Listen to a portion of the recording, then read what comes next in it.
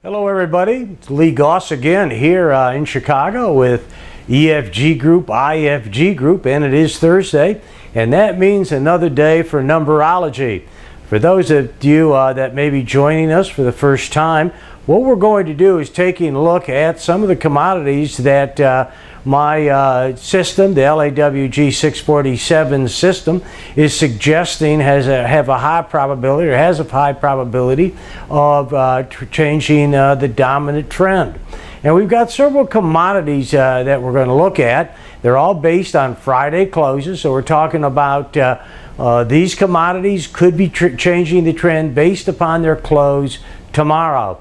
And the first one we want to take a look at is going to be the December coffee. I'm leading off with December coffee because it's a high probability that December coffee is going to reverse into a downtrend. Some of you may remember that 4 weeks ago or so, the December coffee did go into an uptrend, was unable to follow through, used all its energy to switch the trend to higher, only now to fail.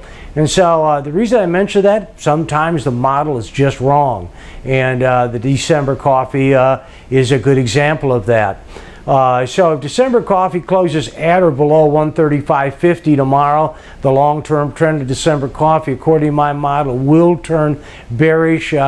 Coming in here to tape, it was trading at 119.25. December cotton is also on the verge of turning negative. It closes at or below 63.07 tomorrow. The trend will turn negative, and it was trading at 62.63 just prior to taping. December soybean meal was trading just prior to taping at 308.30. It needs a close at or below 326.40 tomorrow. The British pound, the September British pound, if it closes at or below 154.15, will turn negative, and it was trading just before taping at 153.13. Again, the closes that are needed to reverse the trends are based on a Friday close. So you can take a look at how they closed tomorrow, determine if the trend did indeed turn negative on those commodities. We do have one commodity that's on the verge of turning higher, which I'm kind of excited about, and that's the October hogs. If October hogs close at or above 67.72 tomorrow, October hogs will turn bullish. They were trading at 69 even just prior to taping. Now, another interesting thing is, as some of you may remember, I've been very big, very anxious, looking for a time when the hog cattle spread would reverse, or the cattle hog spread would reverse to being long hogs, short cattle. That happened about 2 weeks ago. I've been kind of keeping that to myself to make sure we get some sort of confirmation this time, and indeed we have.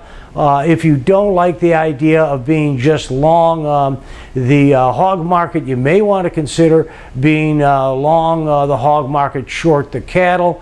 We'd be more than happy to answer any questions regarding this spread. You can get a hold of me at 312-384-1166, or drop me an email at lee@efggrp.com. As for the rest of the commodities that could be turning the trend tomorrow, the one suggestion I have is you may just want to wait and see what happens early part of the week, how the follow-through goes. So many times recently, commodities like coffee are using all their energy to take it to the reversal point, only to find out there's not any selling or not any buying left underneath it, and they just revert back to where they came from. So even though we could see some reversals as of tomorrow, I'm going to wait until at least the early part, mid part of next week before I do anything with that information.